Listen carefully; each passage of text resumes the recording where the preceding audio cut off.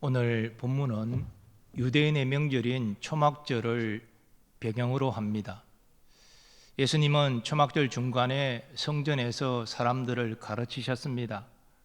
그런데 예수님을 부정적으로 보는 이들이 말합니다. 이는 그들이 죽이고자 하는 그 사람이 아니냐? 보라, 드러나게 말하되 그들이 아무 말도 아니하는도다. 당국자들은 이 사람을 참으로 그리스도인 줄 알았는가? 그러나 우리는 이 사람이 어디서 왔는지 아노라. 그리스도께서 오실 때에는 어디서 오시는지 아는 자가 없으리라. 이들은 유대 종교 지도자들이 예수님을 미워하여 죽이고자 한다는 사실을 알았습니다. 그런데 성전에서 예수가 가르치도록 내버려 두는 것을 이해할 수 없었습니다. 저들 생각에 시골 나사렛 출신 예수가 그리스도일 수는 없다고 생각한 것입니다. 이에 예수님은 자신이 스스로 온 것이 아니라 하나님의 보내심을 받아서 왔다라고 말씀하십니다. 너희가 나를 알고 내가 어디서 온 것도 알거니와 내가 스스로 온 것이 아니니라. 나를 보내신 이는 참되시니 너희는 그를 알지 못하나 나는 아노니 이는 내가 그에게서 났고 그가 나를 보내셨음이라. 사실 예수님은 나사렛에서 태어나신 것이 아니죠. 어렸을 때부터 거기서 사신 것입니다. 예수님은 미가 선지자의 예언대로 베들레헴에서 태어나셨습니다. 그런데 예수님은 이런 사실은 말씀하지 아니하시고 자신이 스스로 온 것이 아니라 하나님의 보내심을 받아왔다라고 말씀하십니다. 사실상 이 말은 예수님 자신이 그리스도이심을 나타내신 것입니다. 사람들은 예수님이 거짓된 주장을 하고 있다 생각해서 예수님을 잡고자 했습니다. 하지만 무리 중에는 예수님을 믿는 자들도 있었습니다. 저들은 이렇게 말합니다. 그리스도께서 오실지라도 그 행하실 표적이 이 사람이 행한 것보다 더 많으랴. 예수님의 가르침을 듣고 있던 저들은 예수님이 행하신 표적들을 많이 보았습니다. 그래서 예수님을 하나님이 보내신 자로 믿었습니다. 그래서 예수님을 부정적으로 보는 이들이 예수님을 잡지 못했습니다. 그런데 오늘 본문은 예수님을 부정적으로 보는 이들이 예수님을 붙잡지 못한 더 핵심적인 이유를 증거합니다. 그들이 예수를 잡고자 하나 손을 대는 자가 없으니 이는 그의 때가 아직 이르지 아니하였음이라. 하나님께서 예수님이 붙잡히도록 내버려 두시지 않았다는 것입니다. 허락하지 않으셨다는 것이지요. 실로 하나님은 모든 세상사를 섭리하십니다. 하나님의 섭리를 벗어나서 일어날 수 있는 일은 이 세상에 존재하지 않습니다. 예수님은 그 사실을 참새 한 마리가 땅에 떨어지는 일과 관련하여 증거하셨습니다. 참새 2마리가 한 아사리온에 팔리지 않느냐? 그러나 너희 아버지께서 허락하지 아니하시면 그 하나도 땅에 떨어지지 아니하리라. 단순한 자연현상도 하나님이 허락하에 일어난다는 것입니다. 하물며 독생자 예수 그리스도와 관련된 일입니다. 하나님이 허락하지 아니하시면 독생자가 체포되는 일은 일어날 수 없다는 것입니다. 그 하나님의 때는 오늘 본문의 사건으로부터 약 6개월 후 해가 지나고 유대인의 명절인 유월절이 임박했을 때 일어났습니다. 그런데 성전에 모인 무리가 예수에 대하여 수군거린다는 소리가 유대 종교 지도자들의 귀에 들어갔습니다. 그래서 대제사장들과 바리새인들이 예수님을 붙잡고자 아랫사람을 보냈습니다. 우물쭈물하다가 예수님을 지지하는 자들이 더 많아지면 너무나 곤란하기 때문입니다. 성서학자들은 이 유대 종교 지도자들이 보낸 아랫사람들을 성전 경비대로 이해합니다. 근데 예수님은 이런 사실과 상관없이 계속 말씀을 이어가십니다. 내가 너희와 함께 조금 더 있다가 나를 보내신 이에게로 돌아가겠노라. 너희가 나를 찾아도 만나지 못할 터이요 나 있는 곳에 오지도 못하리라.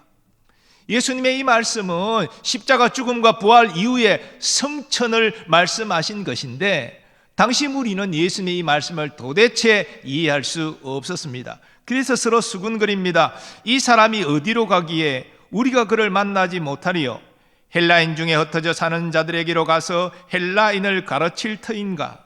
나를 찾아도 만나지 못할 터이요 나 있는 곳에 오지도 못하리란 이 말이 무슨 말이냐?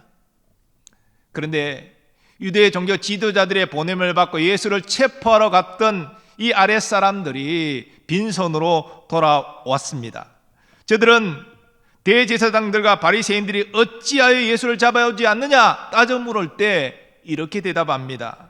그 사람이 말하는 것처럼 말한 사람은 이때까지 없었나이다. 이 말은 저들이 예수님을 믿은 증거는 될 수 없지만 적어도 예수님의 말씀을 듣고 마음에 깊은 감동을 받았음을 우리에게 알려줍니다. 이에 바리새인들이 책망합니다. 너희도 미혹되었느냐? 당국자들이나 바리새인 중에 그를 믿는 자가 있느냐? 율법을 알지 못하는 이 무리는 저주를 받은 자로다. 그때 바리새인들 가운데 있던 니고데모가 나서서 이렇게 말합니다. 우리 율법은 사람의 말을 듣고 그 행한 것을 알기 전에 심판하느냐? 니고데모는 율법의 판결 절차를 지금 강조하고 있는 것입니다. 어떤 사람을 심판하기 위해서는 그를 불러서 그의 말을 들어보고 그리고 심사하여 판결해야 되는데, 아니 예수를 붙잡아 와서 그의 얘기를 들어보지도 않고 어떻게 정지하고 판단하느냐, 이런 말입니다. 그러나 이미 편견과 선입관에 사로잡힌 유대 종교 지도자들은 니고데모를 오히려 책망합니다. 너도 갈릴리에서 왔느냐? 찾아보라. 갈릴리에서는 선지자가 나지 못하느니라. 이 오늘 본문의 내용을 통해서 우리는 중요한 한 가지 사실을 주목할 필요가 있습니다. 그것은 예수님의 가르침을 듣고 있던 무리 가운데서 믿음으로 반응한 자들이 있었다는 것입니다. 또 예수님을 미워하여 죽이고자 앞장섰던 유대 종교 지도자들 가운데서도 니고데모 같이 믿음으로 일어나 말하는 자가 있었다는 것입니다. 사도 요한은 그의 복음서에서 예수님이 이 땅에 오셨을 때 영적 상태를 이렇게 증거하였습니다. 그가 세상에 계셨으며 세상은 그로 말미암아 지은 바 되었으되 세상이 그를 알지 못하였고 자기 땅에 오매 자기 백성이 영접하지 아니하였도다. 유대인들 절대 다수가 유대 종교 지도자들은 말할 것도 없고 예수님을 알아보지 못했습니다. 영접하지 않았습니다. 오히려 부정적으로 보고 배척하고 죽이고자 했습니다. 이런 분위기 속에서 믿음으로 반응하는 자들이 있었다는 것입니다. 이것은 하나님의 이끄시는 은혜입니다. 그 은혜의 역사로 예수님을 믿고 행하는 자들이 나타난 것이지요. 자신이 어떤 피해를 볼지도 심지어는 죽임을 당할지도 모르는 그런 영적 상황 가운데 있었지만 믿음의 고백을 한 사람들이 있었다는 것입니다. 오늘 본문은 영적으로 어두운 현실 속에서도 하나님이 택하신 남은 자들이 있음을 우리에게 알려줍니다. 구약시대 노아 때에 죄악이 관영하는 그 시대에 하나님이 물로 심판하시는 그 상황 속에서도 의로운 노아와 그 가족은 구원함을 받았습니다. 또 롯데는 소돔성의 사람들이 타락해서 하나님의 천사를 통하여 불심판을 내리실 때에 의로운 롯과 그 가족도 구원받았습니다. 포로기에는 아수르와 바벨론에 사로잡혀간 이스라엘 자손 가운데서도 여호와 유일 신앙을 견지하는 자들이 있었습니다. 이처럼 하나님은 음란과 우상 숭배로 엄정한 심판을 하시는 상황 가운데서도 신앙 공동체를 다시 일으키기 위하여 남은 자들을 보존하셨습니다. 이것은 신약 시대도 마찬가지입니다. 사도 바울은 로마에 있는 성도들에게 편지하면서 여호와께서 이스라엘 자손을 버리셨다는 주장을 반박하며 이렇게 말합니다. 그러므로 내가 말하노니 하나님이 자기 백성을 버리셨느냐? 그럴 수 없느니라. 나도 이스라엘인이요 아브라함의 씨에서 난 자요 베냐민 지파라. 하나님이 그 미리 아신 자기 백성을 버리지 아니하셨나니 너희가 성경이 엘리야를 가리켜 말한 것을 알지 못하느냐? 그가 이스라엘을 하나님께 고발하되 주여 그들이 주의 선지자들을 죽였으며 주의 제단들을 헐어버렸고 나만 남았는데 내 목숨도 찼나이다 하니 그에게 하신 대답이 무엇이냐? 내가 나를 위하여 바알에게 무릎을 꿇지 아니한 사람 7,000명을 남겨두었다 하셨으니 그런즉 이와 같이 지금도 은혜로 택하심을 따라 남은 자가 있느니라. 성경에서 남은 자가 강조되는 시대는 영적으로 어두운 시대입니다. 죄악이 간영하고 불법이 난무하며 믿는 자들이 박해를 받는 시대입니다. 그런 시대에 믿음의 사람들도 위축됩니다. 낙심하고 절망합니다. 그러나 그런 절박한 상황에서 하나님께서 일하십니다. 하나님께서 그 믿음을 붙잡고 있는 자들을 아시고 그들을 붙들어 일으키십니다. 그래서 담대히 하나님의 뜻을 이루게 하십니다. 우리는 그 사실을 엘리야 선지자에게 주신 하나님의 말씀을 통해서 확인할 수 있습니다. 앞서 사도 바울이 로마서에서 언급한 이 엘리야 선지자는 북이스라엘의 바알과 아세라 선지자들과 홀로 싸우지요. 그 싸움에서 영적 승리를 거두고 그 거짓 선지자들을 다 도륙합니다. 그러나 북이스라엘의 왕후 이세벨이 엘리야를 찾아 죽이고자 사람을 보냅니다. 그래서 엘리야 선지자는 도망할 수밖에 없습니다. 큰 승리를 거둔 이후에 도망자의 신세가 된 엘리야는 낙심했습니다. 절망했습니다. 하나님을 섬기는 사람이 자신밖에 없는 것을 생각하고 죽기를 원했습니다. 그런데 하나님은 천사를 보내 물과 떡을 공급하면서 그에게 힘을 내게 하나님의 산은 호렙까지 가게 하십니다. 그리고 마침내 엘리야에게 나타나 말씀하십니다.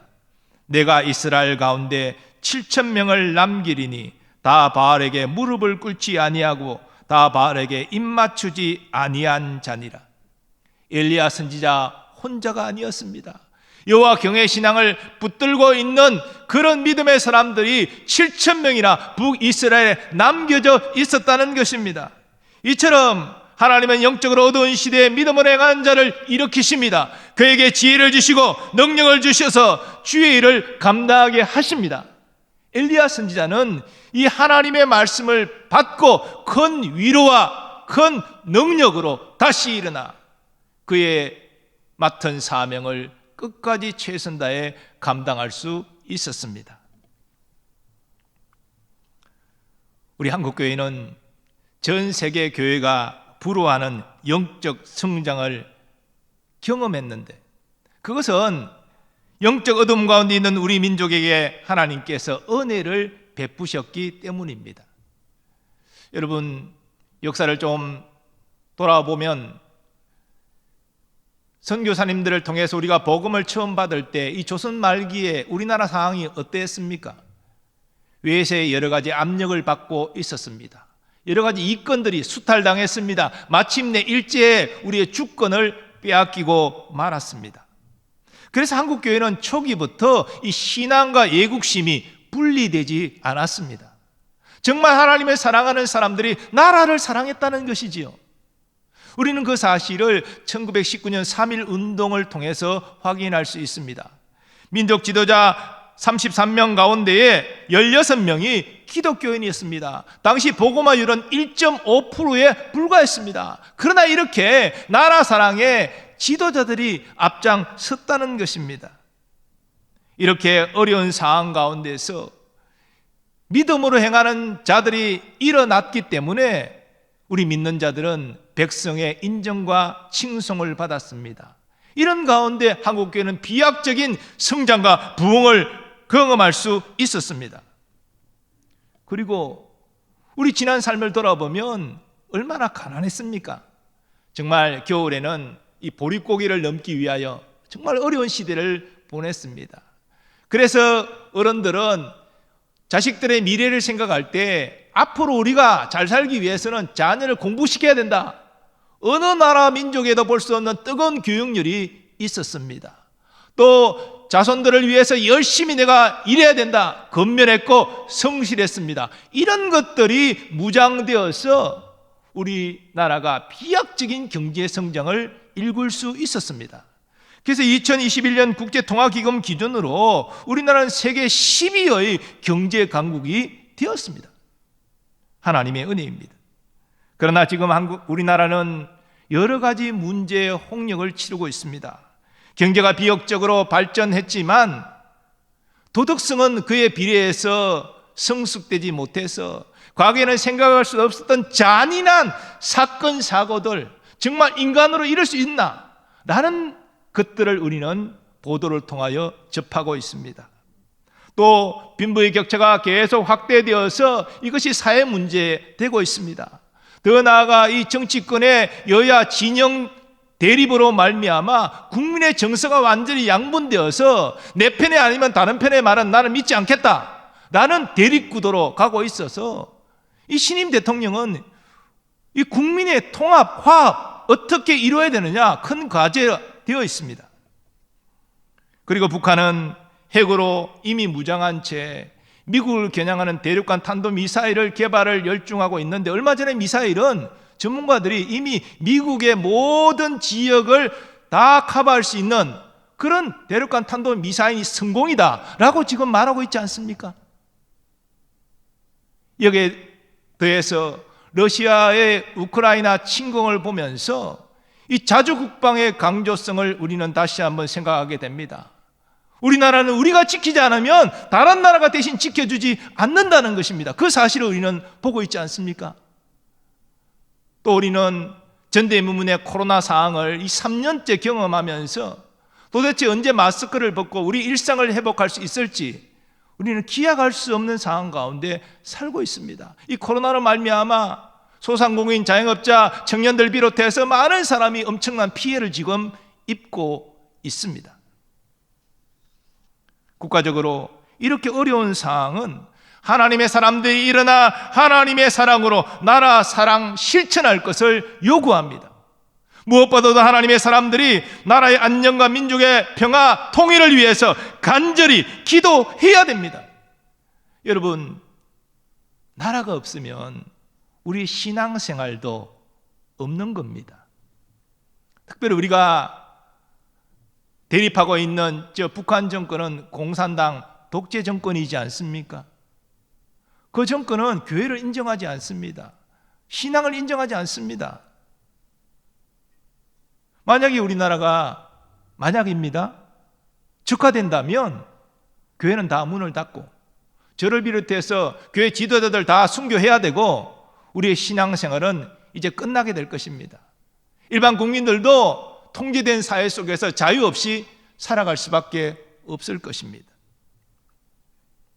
그러므로 지금은 믿음의 사람들이 마음을 앞에 나라를 위해서 간절히 기도하는 것이 중요합니다.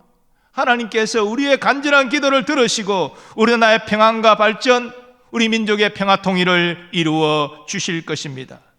뿐만 아니라 우리는 어려운 이웃을 주의 사랑으로 섬겨야 됩니다. 우리의 일터에서 정직해야 되고 성실해야 됩니다. 그것이 그리스도인의 예국, 예족입니다. 그리고 지금 한국교회의 상황도 어렵습니다. 믿음으로 일어나 행하는 신실한 남은 자들을 요구합니다. 본교단 교세 통계를 보면 2010년부터 교인 수가 감소해서 2016년부터는 본격적인 교인 감소가 나타나고 있는데, 교단 교인 수는 2010년에 우리 교단입니다. 285만 명에서 2020년 보고에 따르면 239만 명, 약 46만 명 감소, 16.1% 감소했습니다. 10년 동안 그런 교세의 감소를 보도합니다. 그리고 이 코로나 팬데믹 상황에서 교단의 실세 교세는 지금 교단에 보고된 것보다 더 추락했을 것이다가 공통적인 견해입니다. 어떤 통계 조사에 보면 이 코로나 3년 동안 각 교회마다, 이것은 전체 한국 교회입니다만은 평균적으로 교인 감소 프로테이지가 약 30% 정도 감소했을 것이다, 이렇게 보는 통계 보고도 있습니다. 왜 이렇게 되었을까요? 첫째, 경제력이 좋아지면 사람들이 종교에 대한 관심이 사라진다는 것입니다. 이것은 우리나라뿐 아니라 선진국의 통계를 보더라도 그대로 나옵니다. 왜냐하면 우리의 생활에 여유가 생기고 풍족해지니까 이 신에 대한 관심과 의지가 점점 약해진다는 것입니다. 이런 배경이 첫째 있습니다. 두 번째, 이 코로나 상황 가운데서는 점점 본인이 본교회에 와서 예배 드리지 않고 온라인으로 예배 드리고 다른 교회 예배 드리고 그러다 보니까 점점 이 신앙심이 약해져서 교회를 떠나는 이들이 많이 생기게 되고 교회에 적을 두지 않는 소위 가난한 성도들이 늘어나고 있다는 것입니다. 또 교회가 부흥하려면 계속 전도를 해야 되는데 3년 동안 대면 전도가 다 막혔습니다. 그러니 교회가 전도하지 않으니 교인 수는 점점 줄어들 수밖에 없다는 것입니다. 우리 교회는 등록 교인 수 기준으로 보면 교단의 교세 통계와는 다르게 거의 큰 변화가 없는 그런 상태입니다. 하지만 출석 교인의 기준으로 보면 교단 통계와 비슷한 흐름을 보이는데 1년 정도 시차를 두고 1년 정도 늦게 그 흐름을 지금 따라가고 있습니다. 그래서 우리 교회는 2017년부터 상당히 출석 교인 수가 줄어들고 있는 상황입니다. 거기에 이 코로나 팬데믹을 맞았기 때문에 올해 이 팬데믹이 끝나고 모두 대면 예배 드릴 수 있는 상황이 되어도 과연 코로나 이전에 그 예배 출석 수가 회복될 수 있을 것인가 자신할 수 없는 그런 위기 상황 가운데 있는 것이 사실입니다. 이렇게 나라적으로도 교회적으로도 어려운 현실은 성령 충만한 영적 군사들을 필요로 합니다. 영적 어두움 속에서도 빛을 발할 수 있는 그런 하나님의 사람들을 요구합니다. 믿음으로 행하는 사람들은 세상의 방식을 따라 행하는 사람들이 아닙니다. 예수님이 보여주신 하나님의 방식을 따라 행하는 자들입니다. 비록 그 길을 걸어갈 때 고난과 어려움이 있다 할지라도 말씀을 따라 성령의 인도하심을 따라 사는 사람이 하나님이 택하신 남은 자들입니다.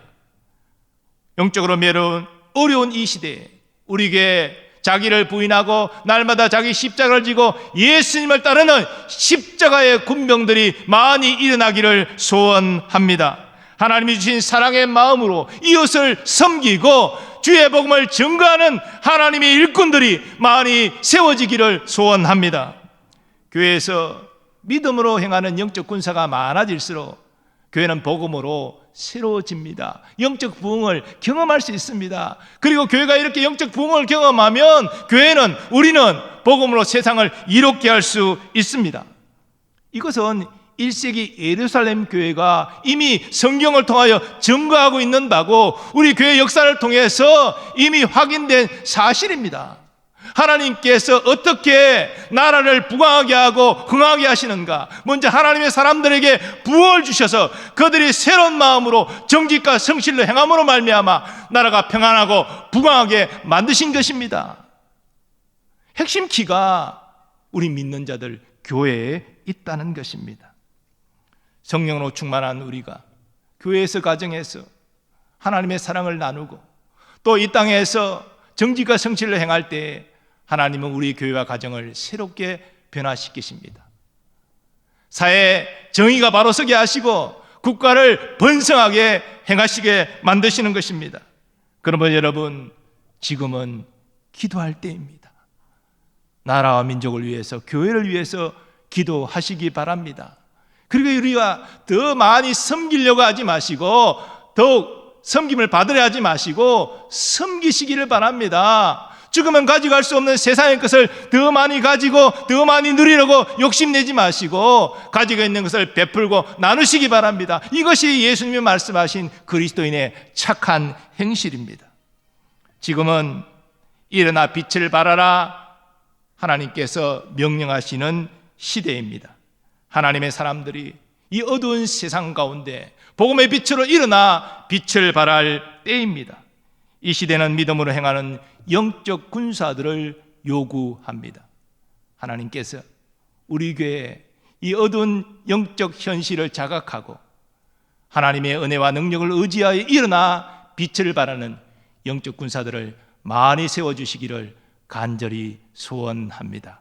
우리 교회와 여러분이 그 하나님의 귀한 일에 쓰임받는 기쁨을 누리기를 간절히 소원합니다.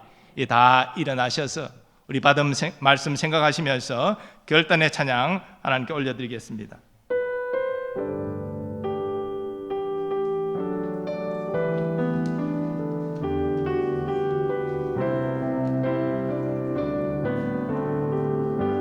사망의 그늘에 앉아 사망의 그늘에 앉아 죽어가는 나의 백성들 절망과 굶주림에 갇힌 저들은 내 마음에 오랜 슬픔 고통의 멍에에 매여 울고 있는 나의 자녀들 나는 이제 일어나 저들의 멍에를 걷고 눈물 씻기길 원하는데 누가 내게 부르짖어 저들을 구원케 할까 누가 나를 위해 가서 나의 사랑을 전할까 나는 이제 보기 원하네 나의 자녀들 살아가는 그날 기쁜 찬송 소리 하늘에 웃음소리로 땅 가득한 그날 누가 내게 부르짖어 누가 내게 부르짖어 저들을 구원케 할까 누가 나를 위해 가서 나의 사랑을 전할까 나는 이제 보기 원하네 나의 자녀들 살아가는 그날 기쁜 찬송 소리 하늘에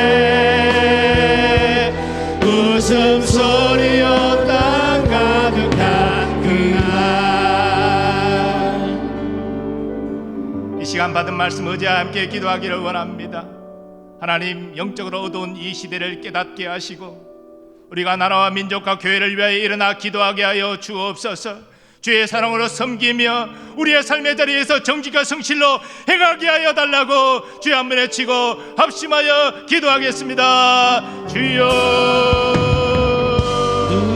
하나님 아버지, 우리나라와 우리 민족과 교회가 어려운 이 시대의 현실 가운데 하나님을 갖기어 이런 영적인 현실을 깨닫게 하시고 우리가 마음을 모아 나라와 민족과 교회를 위하여 기도하게 하여 주옵소서. 우리의 간절한 기도가 하나님께 상달되게 하시고 하나님이 나 역사하여 주옵소서. 우리나라를 새롭게 하시고 우리 민족을 하나 되게 하시며 교회의 영적 공부를 하여 주시기를 원합니다. 아버지, 나비 출발하라 주의 말씀하시고 주여 내가 여기 있나이다. 나를 보내소서. 나를 사용하여 주옵소서. 내가 주님의 사랑을 전파하기를 원합니다. 내가 이 땅에서 정직과 성실을 행하기를 원합니다. 주여 나를 통하여 교회를 새롭게 하시고 우리 가정을 새롭게 하시며 우리 나라를 우리 민족을 새롭게 하여 주옵소서. 거기가 강물과 채르게 하시고 참평강을 누리게 하시며 진정한 영적 구원을 누릴 수 있도록 오 주여 내배 부르시고 주님 역사하여 주옵소서. 하나님의 기쁨이 되기를 원하오니 주여 나를 사용하여 주옵소서. 오 주여 주님의 사랑과 되는 은혜의 역사가 있게 하여 이름으로 기도합니다. 우리 한 번 더 기도할 것은 우리 다 함께 전도들을 위해서 다시 한번 주여 한번 외치고 합심하여 기도하겠습니다. 주여. 하나님 아버지, 사순절에 다 함께 전도들을 진행하고 있습니다. 대신자를 정하고 기도하며 저들을 섬길 때 지금 아버지의 복음의 영상으로 저들 마음의 문을 두드립니다. 하나님, 우리가 보내는 영상들이 마음의 감동을 받게 하시고 예수님에 대하여 하나님에 대하여 관심을 일으키게 하시고 저들의 발걸음을 교회로 나올 수 있도록 하나님이 역사하여 주옵소서. 이후 복음을 제시하고 아버지의 초청 예배로 아버지의 저들을 초청할 때에 하나님 아버지 함께해 주셔서 꼭 열매 맺도록 주님 은혜 베풀어 주옵소서. 우리가 은혜에 미친 자, 복음에 미친 자 깨닫게 하여 주셔서 다 함께 전도지를 외면하고 상관없이 행하는 것이 아니라 하나님의 복음에 미친 자, 은혜에 미친 자로서 선정함으로 주의 기쁨이 되는 우리 모두 되도록 은혜 베풀어 주시고 한 영혼 꼭 주님께 인도하는 기쁨을 누리도록 주님 역사하여 주시옵소서. 하나님 아버지, 감사합니다. 오늘 이 시간 우리의 믿음의 간구를 하나님이 들으셨사오니 하나님의 때 한 가지 한 가지 다 선히 이루어 주옵소서. 이 시간 또한 믿음으로 우리의 건강의 문제, 경제적인 어려움, 자녀와 그리고 모든 가족의 문제를 맡깁니다. 하나님의 선한 도우심을 확신하고 평강 얻고 돌아가게 하여 주옵소서. 또한 간구와 없기는 먼 나라 유학 중인 우리의 자녀들, 군에 있는 우리의 자녀들, 또 선교사님들과 그 가족들 주님 안보하여 주옵소서. 동행하여 주옵소서. 오늘도 주의 몸된 교회 주신 은혜와 은사와 능력 따라 섬기는 모든 주의 종들을 기억하시고 복 내려 주옵소서. 우리나라 민족 주의 자비 긍휼 허락하여 주옵소서. 코로나를 극복하고 더 이상 희생자가 발생하지 않도록 주님 도와주시고 우리나라 다시 새로워지게 하시고 우리 민족 복음 통일 꼭 이루도록 주님 역사하여 주옵소서. 이제는 우리 주 예수 그리스도의 은혜와 하나님 아버지의 무한하신 사랑하심과 성령님의 역사하심과 교통하심이 우리나라와 한국교회의 영적 현실을 자각하고 이제 일어나 빛을 발하라 하나님 명령에 순종하여 주여 내가 여기 있나이다 나를 보내소서 믿음으로 응답하고 결단하는 모든 주의 백성들의 삶의 범사 위에 이제로부터 영원까지 함께 하시기를 간절히 축원하옵나이다. 아멘.